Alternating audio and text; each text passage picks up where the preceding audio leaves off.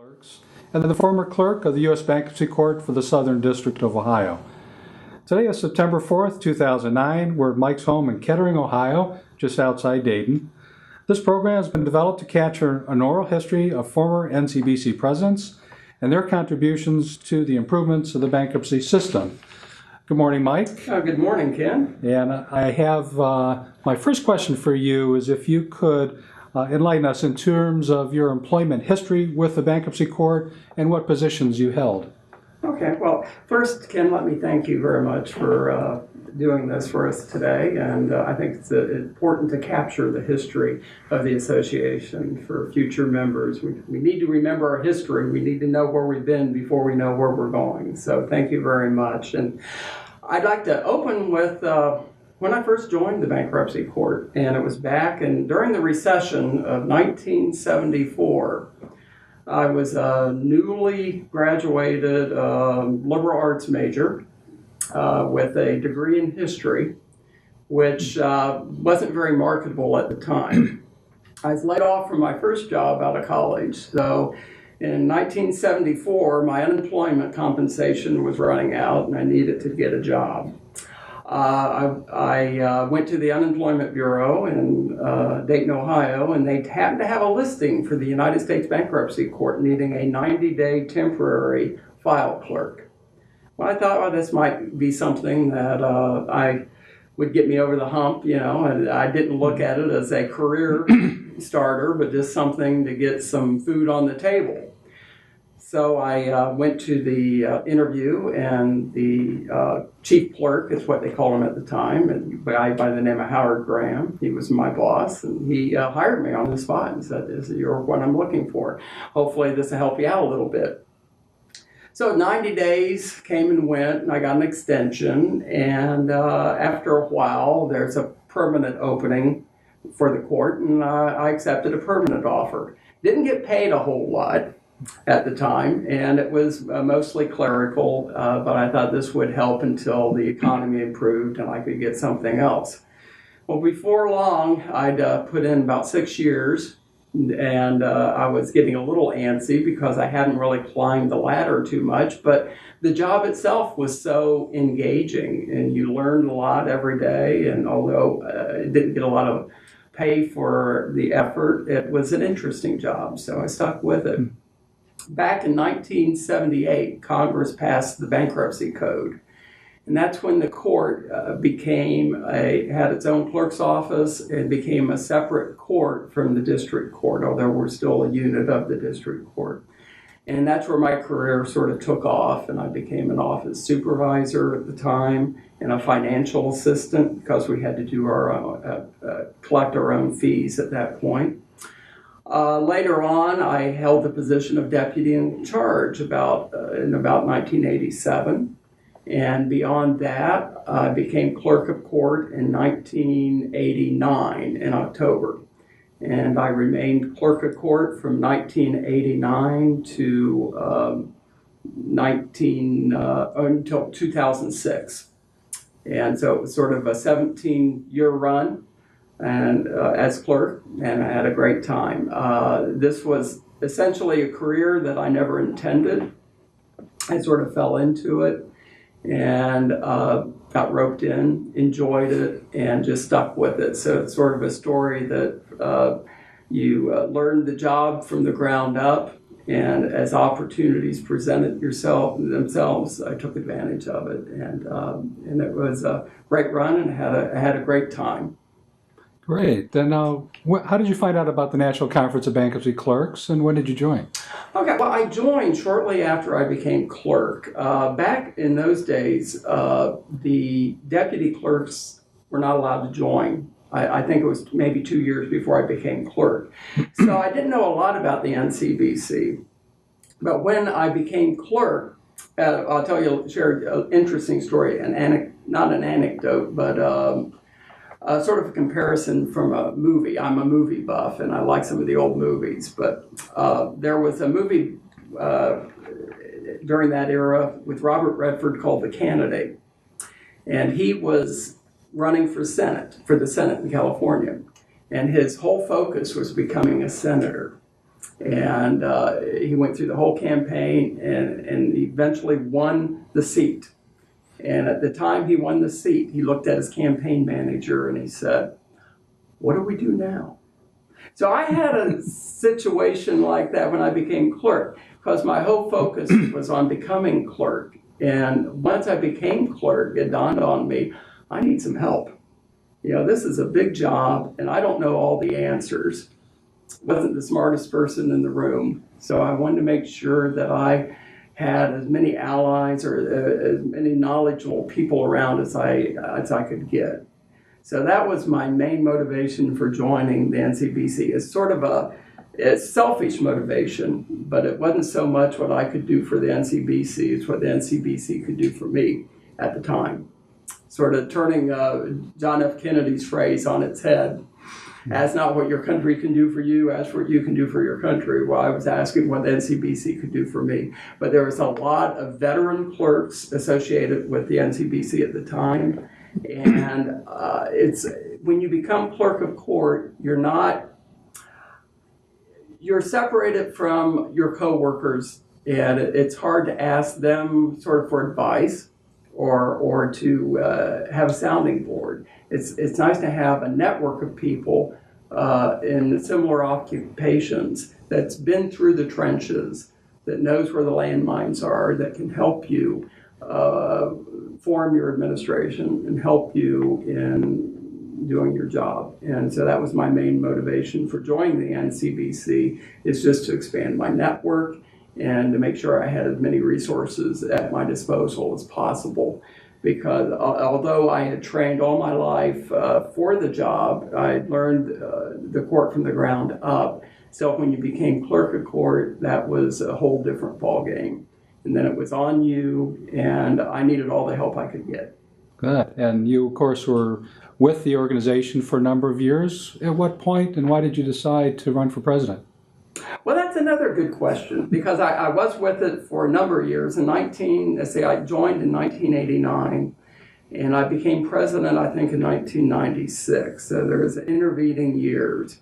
And I became president not for the same reasons as I joined. It was more of a giving back time, because I'd learned a lot from my colleagues. I'd gone through the chairs. I was honored to be asked to run for the Board of Governors early on, and so I accepted that challenge. And it was sort of a natural course of events. And you began to understand the national workings of the U.S. courts a little bit better. And you also brought back a lot to your home court, of course. And so it's a little more complicated decision. But I felt at the time when the opportunity presented itself, I thought, well, the NCBC's done a lot for me. I don't know if I'll be elected. It might be someone else better. But I thought I owed it to the organization to give it a try and to see if I could carry on and help other people as some of my colleagues had helped me. Could you talk a little bit about your term as president? What were some of the things that were occurring in the bankruptcy courts at the time, and what issues came up that you had to deal with during your tenure, the 2 years you were president? Well, there's a number of issues that came up, but the number one that I always remember is just prior to my presidency, the courts went through what's called an equalization. We had our first layoffs in at least our recent history, in the history of the courts. That was not easy to go through. In my own court, we had a number of layoffs. And we learned some valuable lessons about how to do that. And one of the lessons we learned was that the more time we can give our staff to adjust, that time was kind of our enemy and our friend at the same time. And we needed to try to find ways to give us as long of a period of time as possible for the organization to adjust, to help the people leaving to find jobs, and to help those that were left to the survivors and how they felt about the organization and how it was done.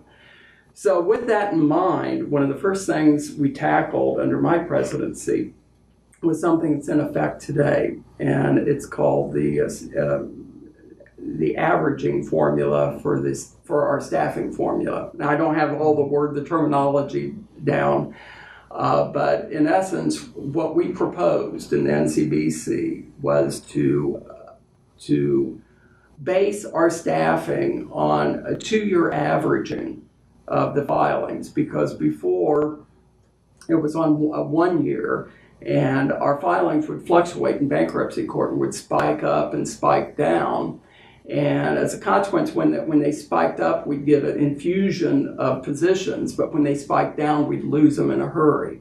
The idea is to level that out a little bit, so we would not grow as much when filings went up, but we would not have to precipitously cut our staff and lay off as quickly when filings went down. So it was sort of leveling it out to make it a little more predictable. And that's something we fought for, and we had a lot of opposition to it. Even within our own organization, there was a lot of disagreement about whether or not this was the right path to follow. But as the board decided to go down this path and to recommend it, and we fought for it, and eventually the administrative office adopted it as part of the staffing formula. And I think with some of the recent occurrences that we've had, especially with the Bankruptcy Reform Act and how filings went down, I think it kind of sort of helped us. It gave us more time to adjust. So I think it has paid dividends. But at the time, there were arguments on both sides whether or not we should mess with the formula. But that was one of the first things that we did, which I think was important.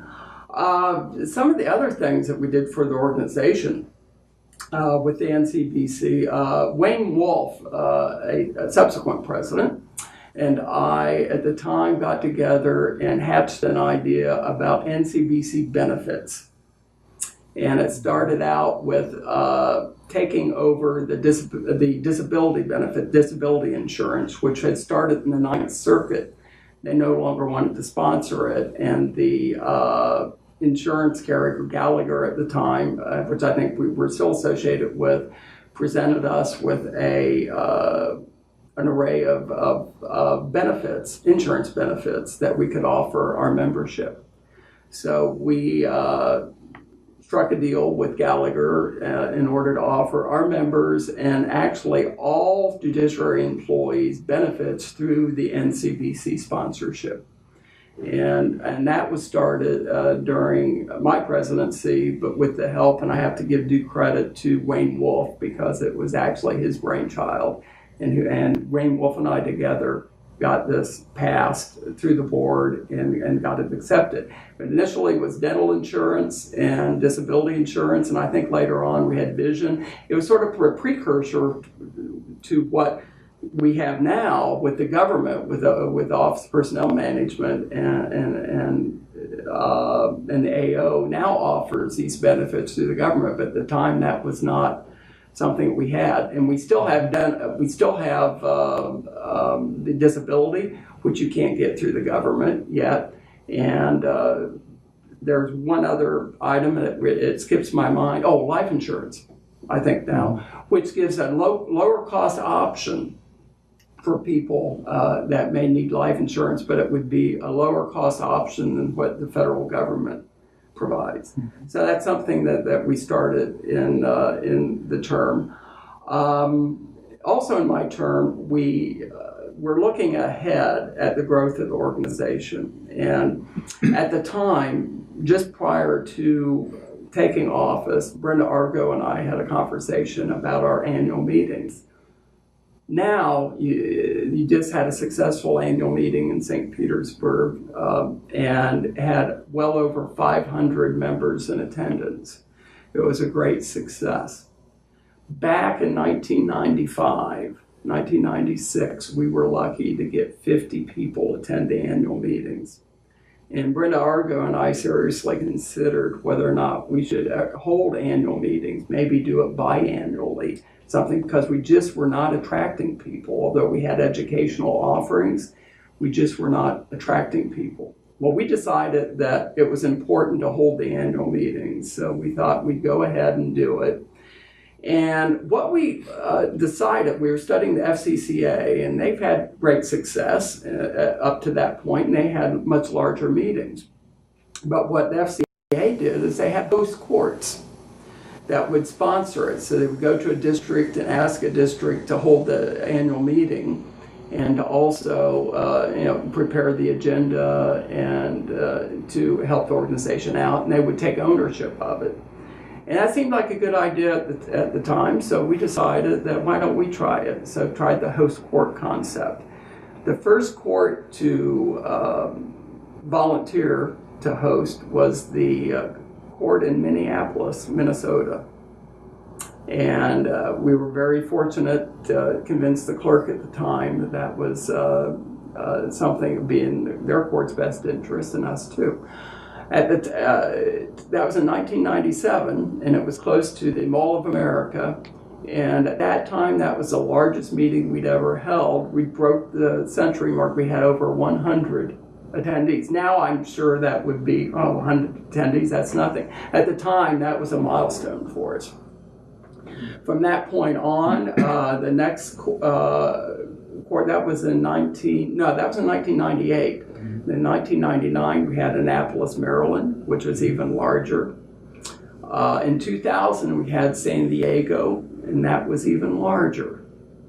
And then in 2001, we had Cleveland. In 2001, Northern District of Ohio, and that was the largest yet. So, and that was an FCCA combined meeting in 2001.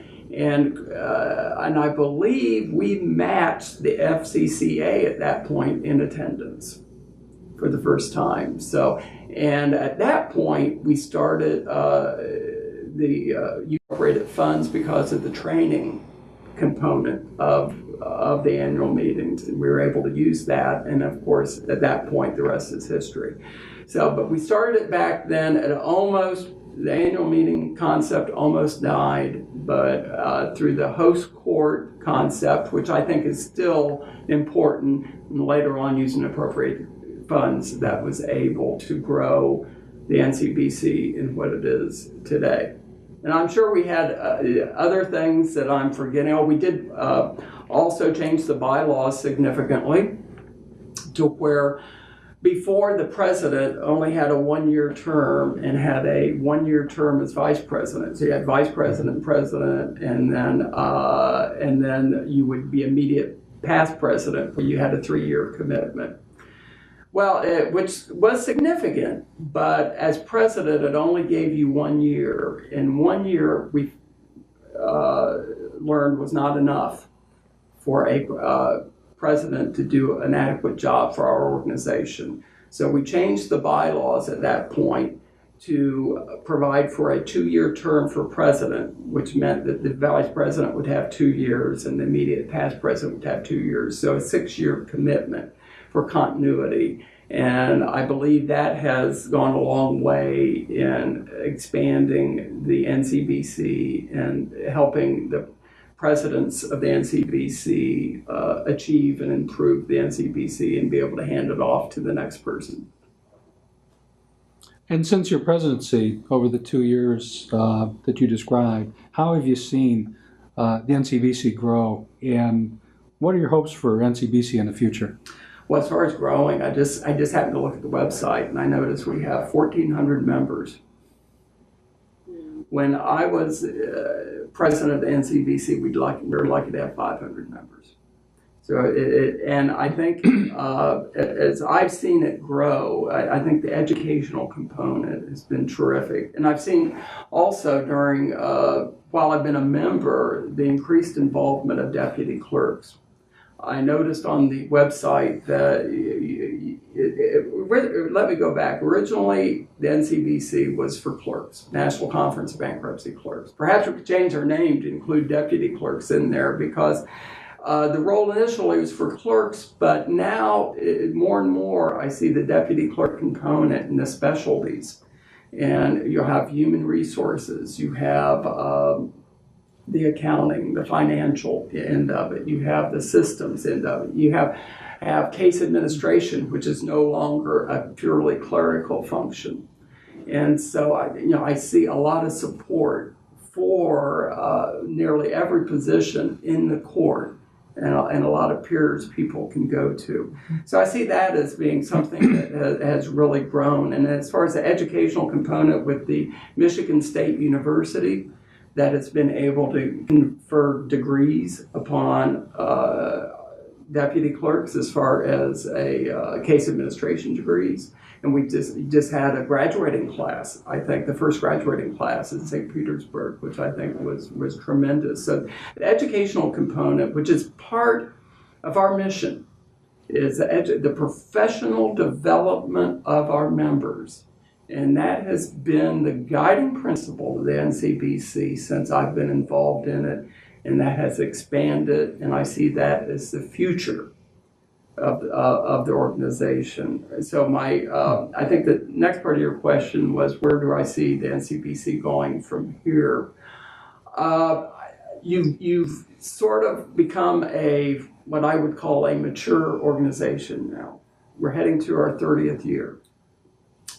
Before, maybe we were young upstarts, because the FCCA, the Federal Clerks Association, traces its roots back to 1913.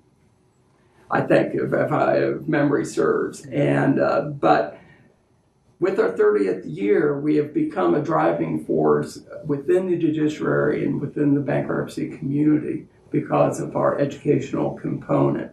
It's becoming something that deputy clerks and clerks alike know that for their career advancement, they need the NCBC. In the future, regardless of the budget, I see the NCBC is continuing to grow because of the professional development of its members, and we've successfully sold that to deputy clerks and clerks alike. And regardless of the budget, if the budget goes down, I noticed recently that there were a lot of members from my own home court that went to the NCBC on their own dime. They actually paid their own tuition or their own registration fee and transportation costs because they felt it was so valuable. So even if funding starts to dry up, I see a bright future for the NCBC. Sort of so bright it's blinding. And I think the deputy clerks have a valuable resource, and the clerks have a valuable resource. And I think it's something that when you become serious about a career in the federal judiciary, you need to join a professional organization such as the NCBC. Good. Well said. Thank you, Mike. This concludes the prepared questions I had for this program. Is there anything else you'd like to highlight for the history of NCBC or your own career? Anything that I've not asked? Well, there is one thing that a recurring theme. I think education, of course, is important, but for sort of an advice for folks, because it was important to me to join the NCBC for what I could bring back to my home court, and that's what I opened with. And although later we made contributions to the national scene, nationally, to the bankruptcy community, I do want to caution deputy clerks and clerks of the importance of keeping in mind who you work for.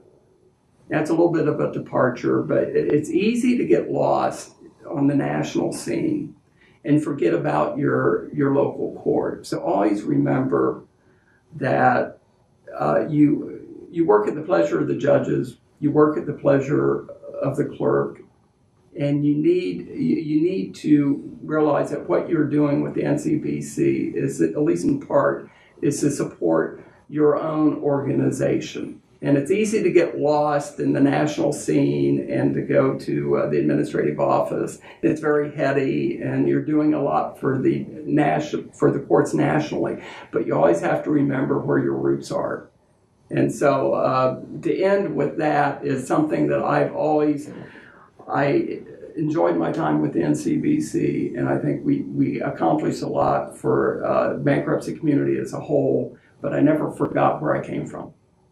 And I think you have to remember you come from your local court, and that's what you need to bring back to your local court. That's what you need to and that's where the NCBC's strength is. Again, it's to help the local court and to help the local deputy clerks do their jobs. And I think that at the end of the day is what makes the NCBC strong. Thank you, Mike. That was a great perspective and a good lesson for all of us to take from. This concludes the oral history. I'd like to thank you today for taking your time and sharing your thoughts and perspective of your career and the involvement you've had with NCBC. So thank you very much. And this is Ken Hers signing off. Well, thank you very much.